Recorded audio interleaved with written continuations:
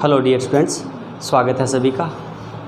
इस क्लास में हम पढ़ते हैं कक्षा 10 के सिलेबस को। कक्षा 10 में अब हम जो पढ़ रहे हैं वो पढ़ रहे हैं आपका चैप्टर नंबर 5, जिसका नाम है समांतर श्रेणी। आज की क्लास अपनी स्टार्ट कर रहे हैं, 5वीं चैप्टर है, आज पहली क्लास है। तो देखिए, समांतर श्रेणियाँ, समांतर श्रेणी को इंग्लिश में बोलते हैं अर्थमेटिक प्रोग्रेशन।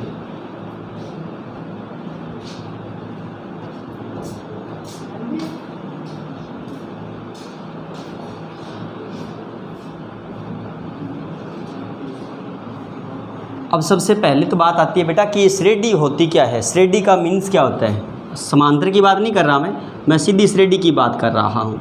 श्रेणी को आप श्रृंखला भी बोलते हैं, या और बात करें तो इसको समूह भी बोला जा सकता है। अब मेरे हिसाब से समूह और श्रृंखला को तो आप समझ गए होंगे। श्रेणी थोड़ा अलग नाम है। श्रृंखला का मतलब क्या होता है, लाइन बोल सकते हो एक प्रकार से। समूह मतलब बहुत सारे इकट्ठे, जैसे पंखों की श्रेणी या पंखों का समूह है, टेबल की का समूह है, या फिर श्रृंखला है तो टेबल की लाइंस जो होगी वो हो गई, सारी की सारी श्रृंखला में आती है। लेकिन हम जो पढ़ रहे हैं वो पढ़ रहे हैं समांतर श्रेणी, यानी समांतर श्रृंखला या समांतर समूह है। श्रेणियों की बात करें तो श्रेणियाँ 3 प्रकार की होती है। एक तो होती है समांतर श्रेणी,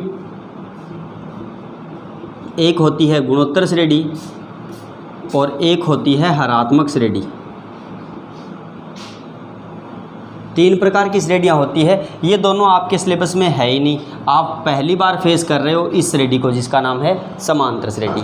इंग्लिश में हम इसको बोलते हैं बेटा अर्थमेटिक प्रोग्रेशन। और अर्थमेटिक प्रोग्रेशन को अगर हम शॉर्ट में लिखना चाहें तो शॉर्ट में क्या लिखेंगे इसको, अर्थमेटिक का तो ए पिक कर लेंगे और प्रोग्रेशन का पी हो जाएगा। तो समांतर श्रेणी को अंग्रेजी में क्या बोलेंगे, हम एपी बोलेंगे। तो ये बात याद रखेंगे आप, समांतर श्रेणी को आप इंग्लिश में एपी भी बोलते हैं। ठीक है, मोस्टली सवालों में ये एपी नाम देगा। तो एपी का मतलब अर्थमेटिक प्रोग्रेशन यानी कि समांतर श्रेणी। ठीक है, अब बात करते हैं इसकी परिभाषा क्या होती है। परिभाषा की अगर हम बात करें कि एपी कहते किसे हैं, तो एपी की जो परिभाषा है वो देखिए, ऐसी श्रृंखला या ऐसी श्रेणी जिसमें सार्वंतर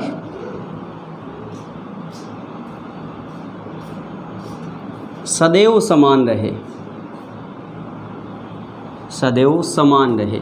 अब इस बात को समझो थोड़ा सा आप,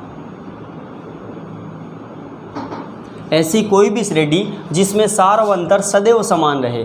अब श्रेणी का मतलब तो श्रृंखला हो गया जिसमें सार्वंतर। अब ये नाम आपके लिए बिल्कुल नया आया है कि ये सार्वंतर होता क्या है।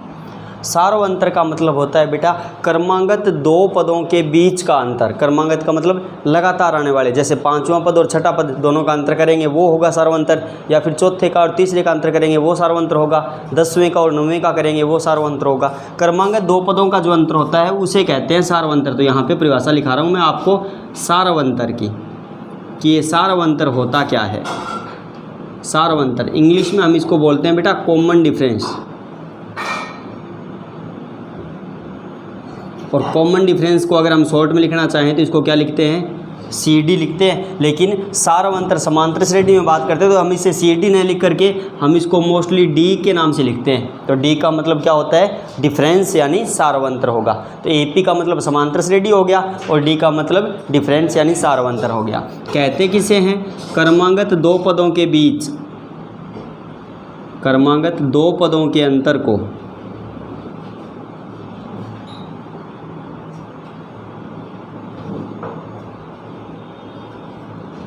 सार्वंतर कहते हैं।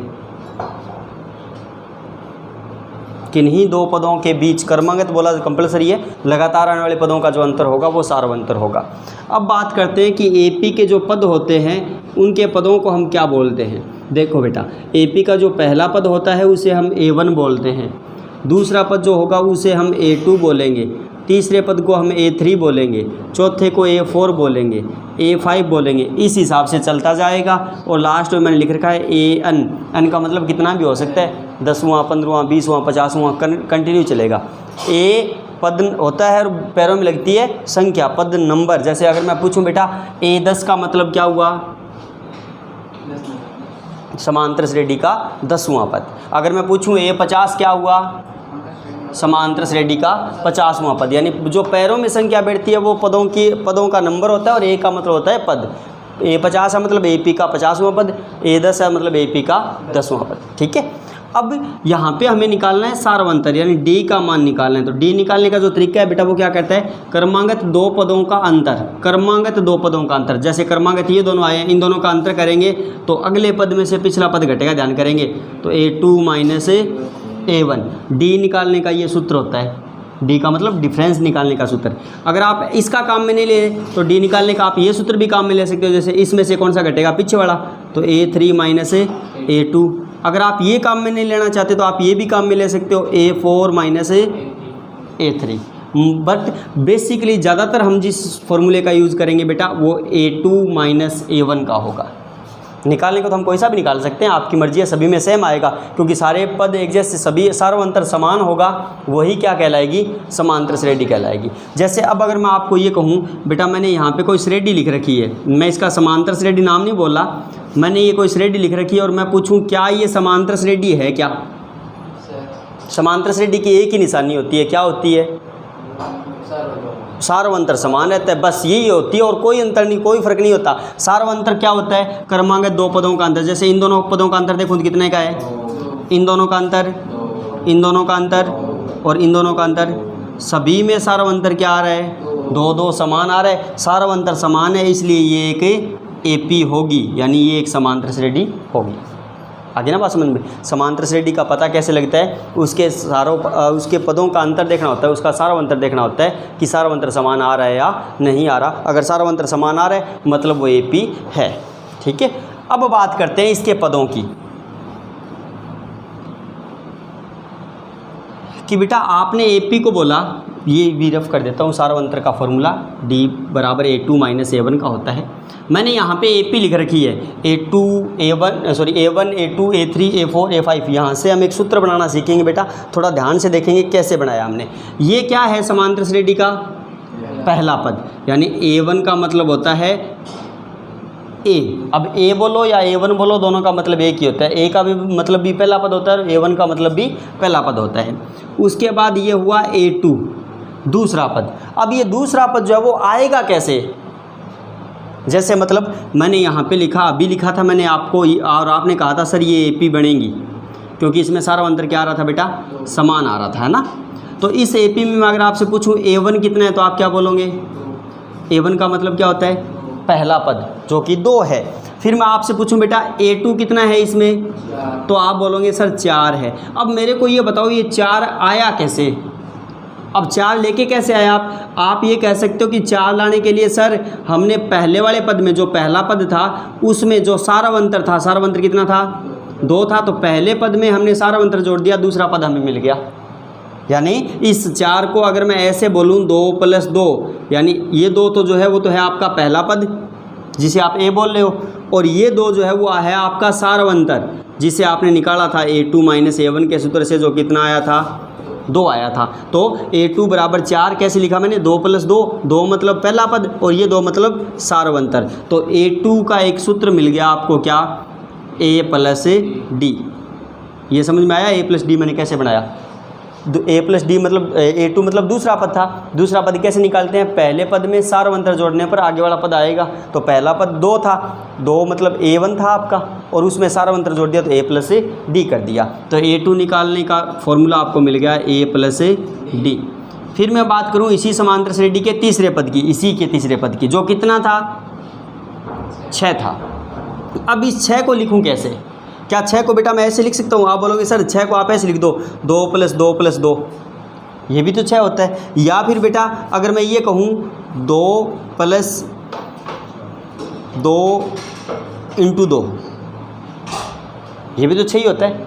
अब बात यह है कि इसको ऐसे लिखें या ऐसे लिखें, आपकी मर्जी है, कैसे भी लिखो। जैसे अगर आप इसे 2 + 2 + 2 लिखोगे तो यहाँ पे आप देखो, अगर आप इसे 2 + 2 + 2 लिख रहे हो आपके हिसाब से, तो बेटा ये 2 + 2 किसके बराबर हो रहा था, ये 2 + 2 इसके बराबर हो रहा है, और ये किसके बराबर है, A + D के, है ना। तो A + D बन गया ये, तो और ये D, ये जो 2 है वो आपका है सार्वंतर, तो ये भी D होगा। तो A3 का आपके पास एक सूत्र और बन गया, A + 2d यानी 2d।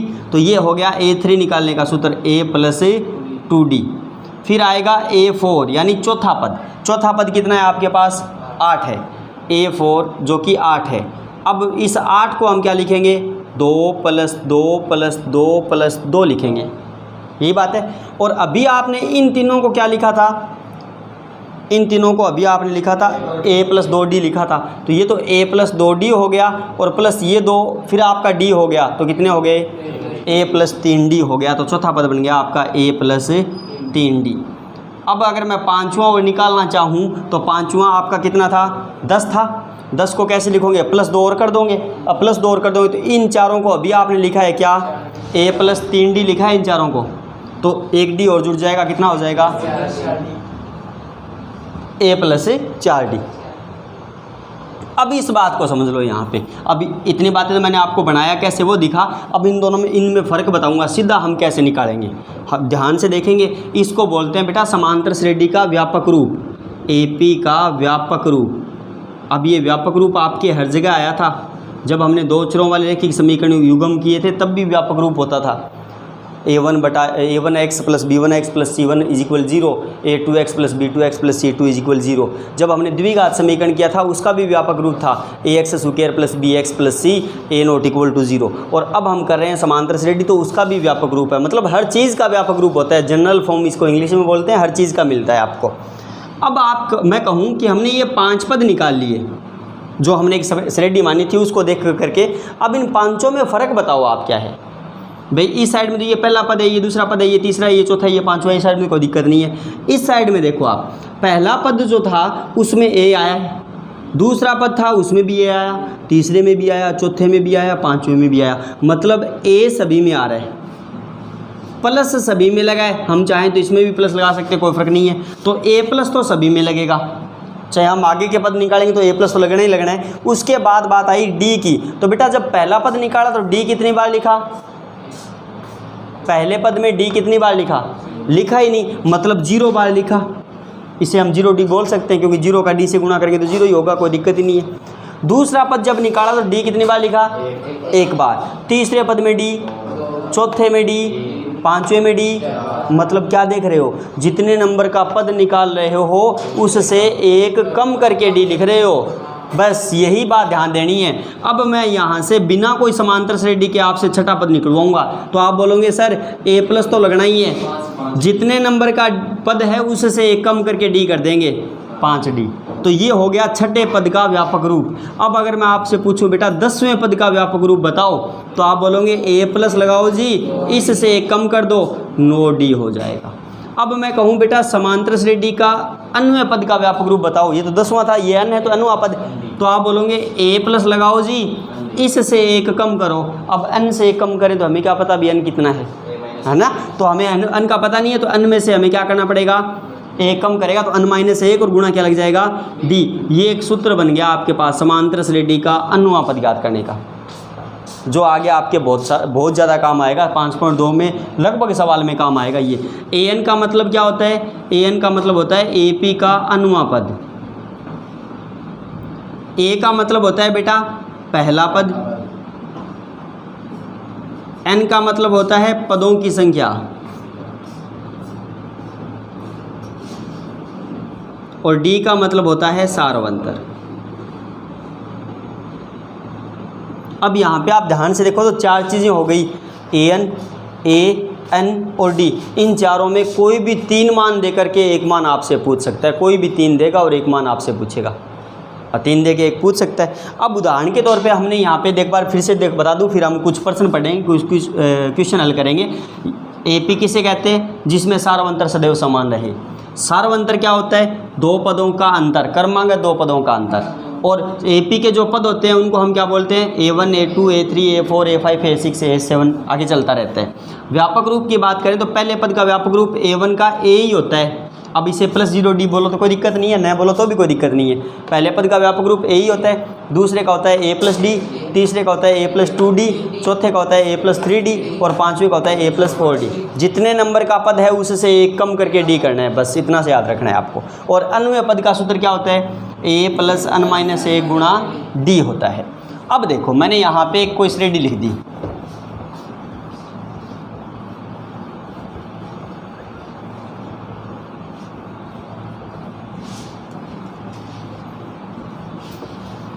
सरल सी चैप्टर बेटा, बोर्ड में बढ़िया सवाल आता है इससे, अच्छा प्रश्न पूछता है, बट ध्यान शुरुआत से रखोगे तो ही समझ में आएगी, वरना आगे जाके ये चक्कर घुमा देती है।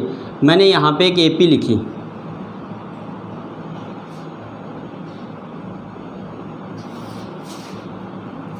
ये AP, मैं कहूँ इस AP में आपको A ज्ञात करना है कितना है, D बताना है कितना है, और A15 बताना है कितना है। ये 3 चीज़ें मैं आपसे पूछ रहा हूँ इस सवाल में।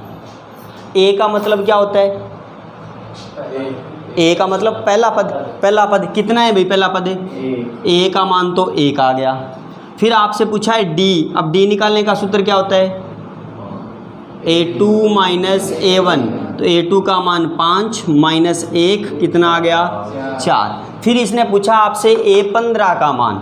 अब A15 का मान पूछ रहा है, तो A15 का व्यापक रूप क्या होता है भाई?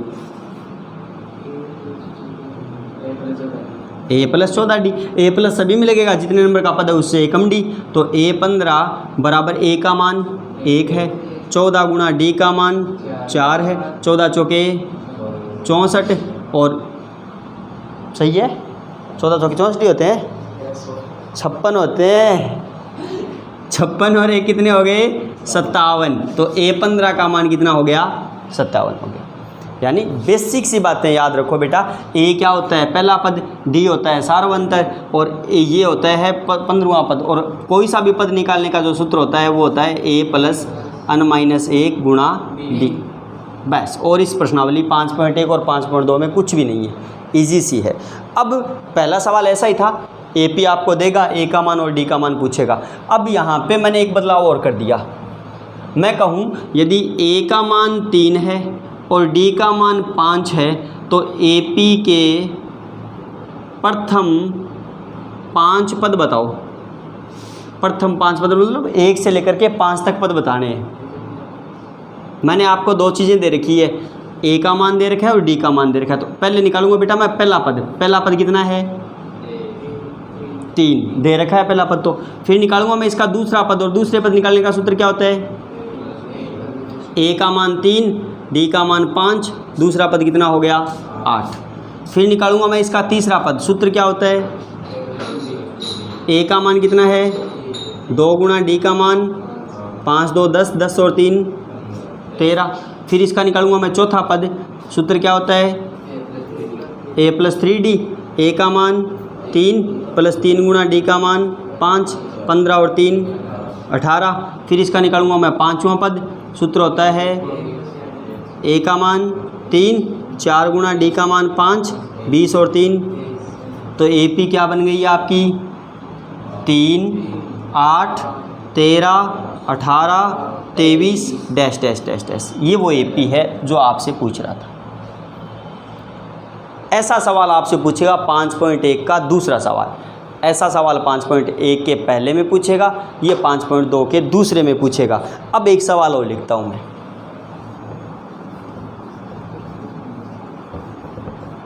पाँच पॉइंट 1 तो बिल्कुल बेसिक सा है, वही बातें हैं जो हम यहाँ पे पढ़ रहे हैं और कुछ नहीं है। मैंने यहाँ पे लिखा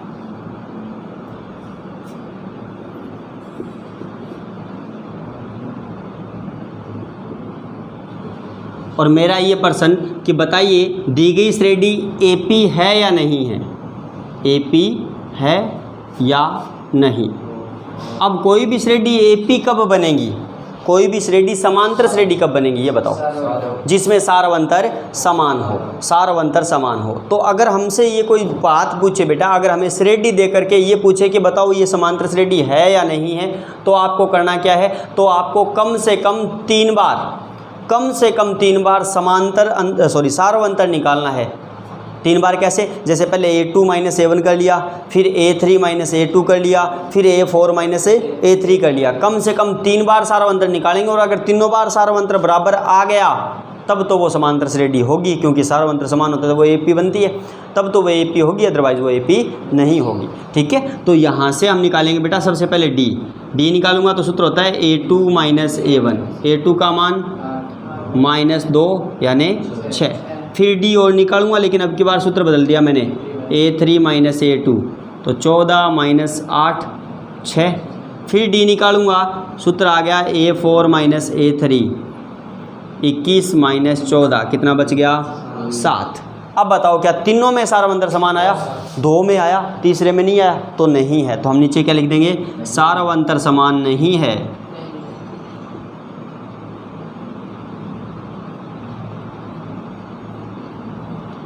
इसलिए AP नहीं है।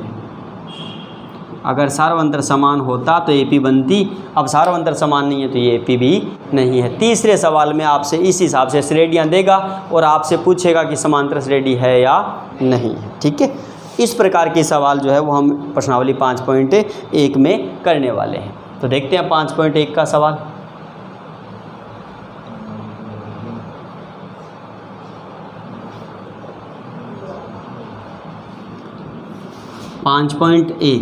पहला सवाल, पहले का पहला भाग। सवाल जो है वो देखिए आपको क्या कह रहा है। सवाल कह रहा है 5.1 का पहले का पहला, निम्न स्थितियों में किस स्थिति में संबंध संख्याओं की सूची AP बनाएगी और क्यों बनाएगी? तो ये पहला छोड़ दो, बकवास, किसी को नहीं करना। दूसरा देखिए क्या कह रहा है, नीचे आपको AP दे रखी है, उस AP के 4 पद लिखने हैं। यदि प्रथम पद A और सार्वंतर निम्नलिखित है, मतलब बेटा दूसरे सवाल की बात कर रहा हूँ मैं। दूसरे में आपको क्या दे रखा है? AP का प्रथम पद दे रखा है। दूसरे के पहले सवाल में A का मान कितना दे रखा है भाई? 10 और D का मान भी 10। आपसे पूछ रहा है किसी AP का प्रथम पद 10 है, सार्वंतर भी 10 है, तो उसके आगे के 4 पद बताइए, यानी शुरुआती 4 पद पूछ रहे हैं। तो इसका पहला पद कितना होगा भाई? 10 होगा। दूसरा पद निकालूंगा तो सूत्र क्या होता है? A प्लस D, तो 10 प्लस D भी 10 कितना हो गया? 20। फिर इसका तीसरा पद निकालूंगा तो A प्लस 2D, A का मान 10 प्लस 2 गुणा D का मान भी 10, 10 2 20 और 10 30। फिर इसका चौथा पद निकालूंगा तो A प्लस 3D, A का मान कितना है आपका? A का मान कितना है आपके पास? 10 है, प्लस 3 गुणा D का मान भी है 10, 10 3 30 और 10 कितना हो गया? 40। तो वो AP क्या बन गई आपकी? AP बन गई बेटा 10 20 30 40 डैश डैश। आगे ये डैश लगाना कंपलसरी होता है, मीन्स ये श्रेणी है, मतलब आगे चल रही है, ख़त्म नहीं हुई है। ठीक है, इस हिसाब से सवाल करने किए जा सकते हैं। या कोई सा करवाऊँ इसका? और पाँचवा दशमलव वाला देखो, पाँचवा वालों क्या दे रखा है? A का मान 1.25 और D -0.25 0.25। पहला पद कितना है बेटा इसका? पहला पद 1.25 दे रखा है।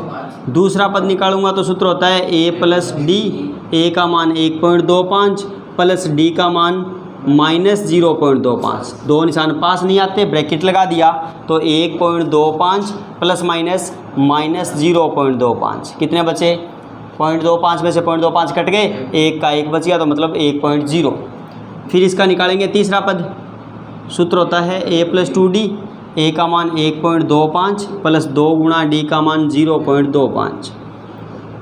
1.25 तो पढ़ाई था, प्लस माइनस 0.25 का 2 से गुणा किया तो 0.50 हो गया, घटा दो। 1.25 में से 0.50 गया, क्या बचा? 5 का तो 5 रह गया, 2 में से 5 जाते नहीं थे बेटा, तो 12 में से 5 गए 7 और 0 में से 0 गया 0.75। फिर इसका निकालेंगे आगे चौथा पद, तो A प्लस 3D, 1.25 प्लस 3 गुणा D का मान -0.25। 1.25 प्लस माइनस 0.25 का 3 से गुणा किया तो 0.75, घटा दो, कितना बचा? 0.50। 5 में से 5 गए 0, 12 में से 5 7 गए 5 बचे, 0 का 0। तो AP क्या बन गई आपकी? 1.25 1.0 0.75 और 0.50। ये वो आपकी AP बन गई जो आपसे पूछी जा रही थी। ठीक है, ये था इसका पहला सवाल। इसके जो बाकी रह गए वो कल की क्लास में एक एक के सवाल करवाने, आराम से हो जाएंगे। बाकी आप भी ट्राई कर सकते हैं। जैसे दूसरा सवाल पूछ रहे हैं, AP दे रखी है, दूसरा तो इजी सा है बेटा, AP दे रखी है, पहला पद और सार्वंत्र पूछ रहे हैं। जैसे देखें इसका दूसरे का पहला बोलना क्या दे रखा है, सॉरी तीसरे का पहला 3 1 -1 -3। आपसे पूछ रहा है इस AP का पहला पद बताओ कितना है, तो पहला पद तो 3 है। और इस AP का सारवंत्र बताओ कितना है, तो सारवंत्र का सूत्र होता है A2 माइनस A1। A2 का मान 1 है, माइनस A1 का मान 3 है, कितना बचा भाई, माइनस का 2, तो D माइनस, बस 2 ही चीज़ें पूछ रहा है ना, कर सकते हैं। तो ये था आज की क्लास में, बस इतना ही, बाकी पढ़ेंगे कल की क्लास में। आशा करूँगा आज का वीडियो आपको पसंद आया है। अगर वीडियो पसंद आए तो प्लीज़ वीडियो को लाइक जरूर करेंगे। चैनल अगर आपने सब्सक्राइब नहीं किया हो तो प्लीज़ चैनल का भी सब्सक्रिप्शन ले लेंगे। मिलता हूँ नेक्स्ट वीडियो में, तब तक के लिए जय हिंद।